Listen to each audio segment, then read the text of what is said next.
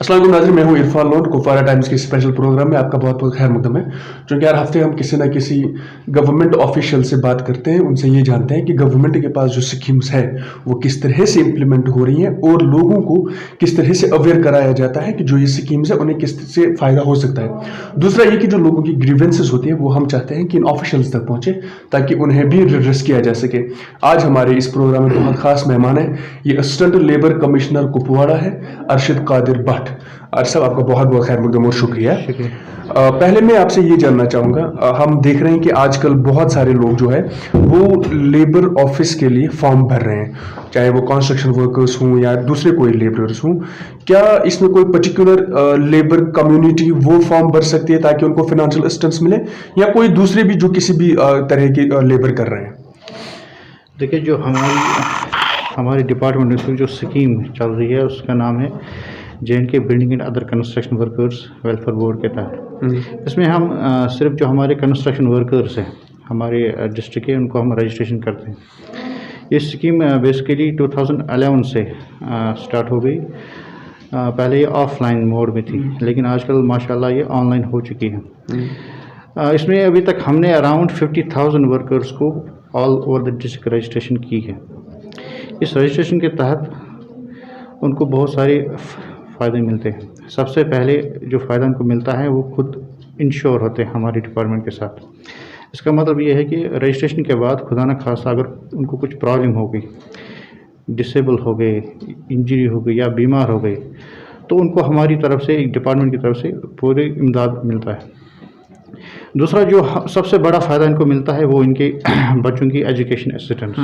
हर साल डिपार्टमेंट इनको करोड़ों रुपया डिसबर्स करते हैं, हमारे जो रजिस्टर्ड कंस्ट्रक्शन वर्कर्स हैं। इसमें जो इनके 2 बच्चे हैं उनको हम एजुकेशन असिस्टेंस प्रोवाइड करते हैं। ये जो स्कीम है, ये अगर उनके बच्चे प्राइमरी सतह तक पढ़ते हों या इवन अगर वो डॉक्टर या इंजीनियर करते हैं, उनको भी ये हम असिस्टेंस देते हैं। इसके अलावा क्रॉनिक डिजीज़, खुदा न खास्ता अगर उनकी फैमिली में किसी को क्रॉनिक डिजीज़ हो तो उसके लिए भी डिपार्टमेंट को हर तरह की मदद करता है।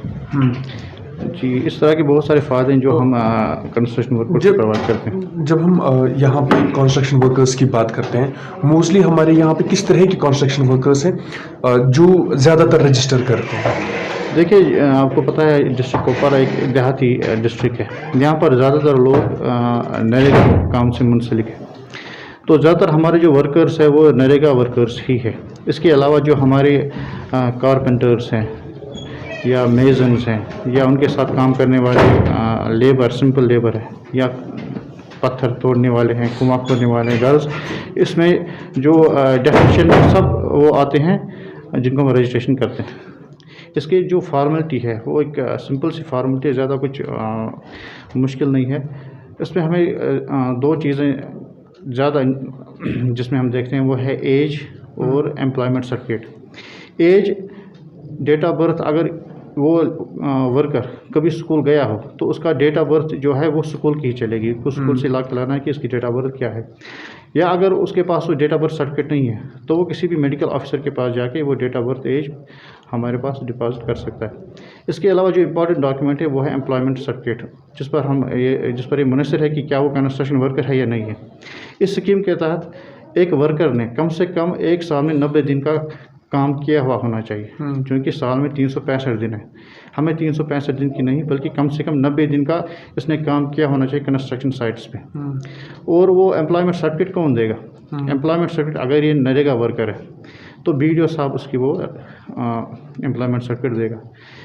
अगर वो किसी ठेकेदार के साथ काम करता है, किसी डिपार्टमेंट के साथ काम करता है, R&B, PHE, तो उनके जो वहाँ के R&B के एग्जाम साहब हैं या JE साहब हैं, जो भी वहाँ पर इनको अवेलेबल है वो उनको एम्प्लॉयमेंट सर्टिफिकेट दे सकता है। जो बाकी सिंपल लेबर है या कंस्ट्रक्शन वर्कर है, जैसे कारपेंटर्स हैं जिनको नरेगा कार्ड नहीं है, उनके लिए पहले बहुत प्रॉब्लम होती थी, लेकिन अब सरकार ने उनके लिए भी एक आसान तरीका सोच लिया है। जो हमारे पब्लिक रिप्रेजेंटेटिव्स हैं, जैसे हमारे नए BDC चेयरमैन मुंतखब होकर आए हैं, तो उनको भी अब पावर्स है कि वो अपने इलाके के जो भी वहाँ पर अनऑर्गेनाइज्ड में कारपेंटर्स, मेजन्स या जो भी कंस्ट्रक्शन वर्कर्स हैं, उनको पावर्स दिए गए कि वो इनको अब एम्प्लॉयमेंट सर्टिफिकेट दे सकते हैं। ओके। हमारे यहाँ पे जब हम देख रहे हैं कुपवाड़ा में, जो जैसे आपने कहा कि 18 साल से लेके जो 60 साल के लोग हैं, क्या इसमें ये ज़रूरी है कि जो स्टूडेंट्स की अगर हम बात करें, क्या फिनेंशियल असिस्टेंस जो ये लेबर है, क्या ये सिर्फ उन्हीं को मिल सकता है जो पेरेंट्स के अंडर हैं, या फिर दूसरे गार्डियंस हैं उनके अंडर भी ये आ सकता है? मान Actually लीजिए ये- अगर कोई ऑर्फन है और उनका कोई भाई वगैरह है, तो क्या उसमें ऐसा हो सकता है? जी हाँ, बिल्कुल। अगर वो उन पे डिपेंडेंट है, लेकिन उसके लिए उनको डिपेंडेंट सर्टिफिकेट यहाँ पर सबमिट करनी है कि वो बच्चे इनके ऊपर डिपेंड है।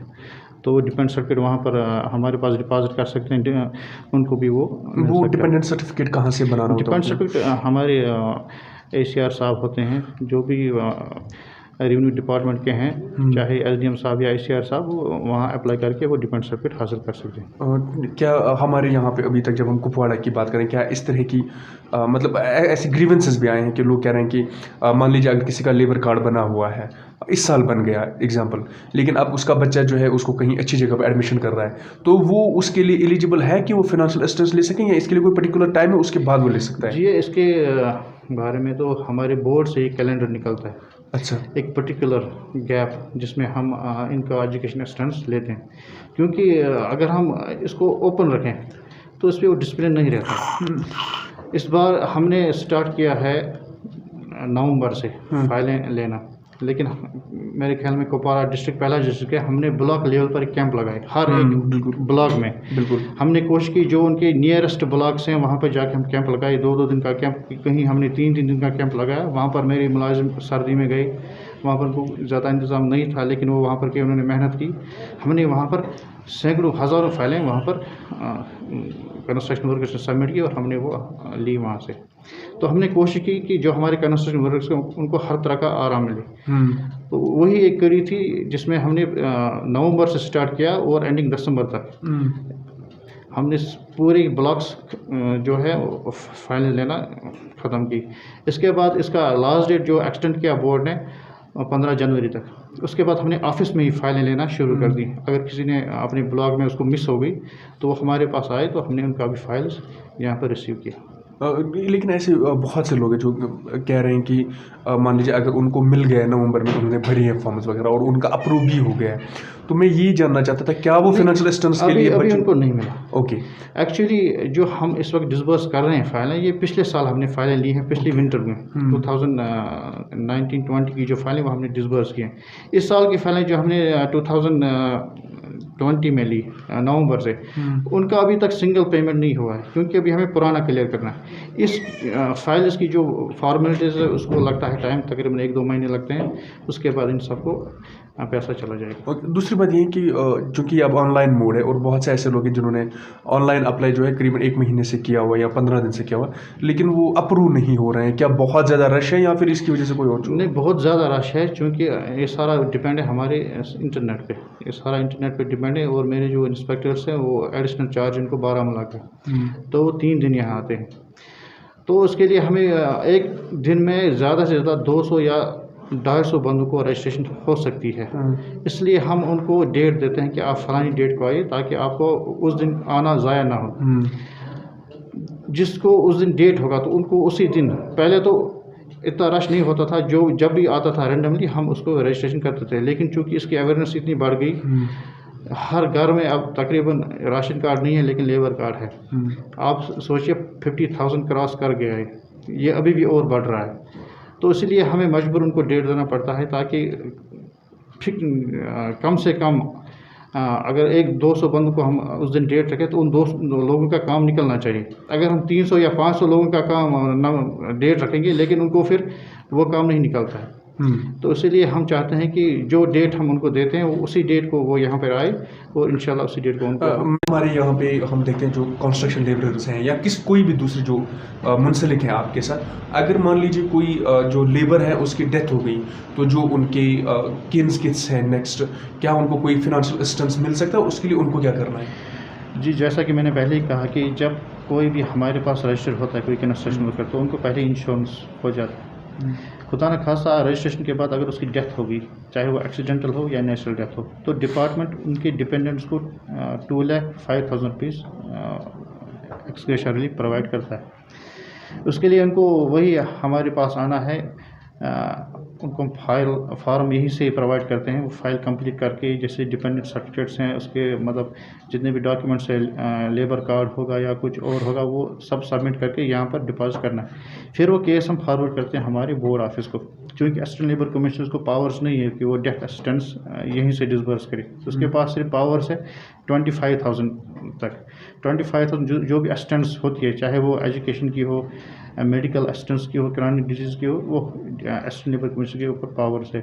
लेकिन जो है डेथ असिस्टेंस है या हमारे प्रोफेशनल कोर्सेज है, प्रोफेशनल कोर्स में हम इंजीनियरिंग को हम देते हैं 30,000 रुपीज़, MBBS को या बी टेक को उनको हम देते हैं 50,000 रुपीज़। तो वो भी पावर असिस्टेंट लेबर कमिश्नर के पास नहीं है। वो भी केस हमें फॉरवर्ड करना पड़ता है हमारे बोर्ड ऑफिस को। तो वहीं से सैंक्शन होके जब आते हैं तो फिर आपको ये जानकर खुशी होगी कि डिपार्टमेंट अब हाईटेक हो गया है। असिस्टेंट लेबर कमिश्नर के नाम पर एक पेज चल रहा है जिसका नाम है assistant labour commissioner office Kupwara.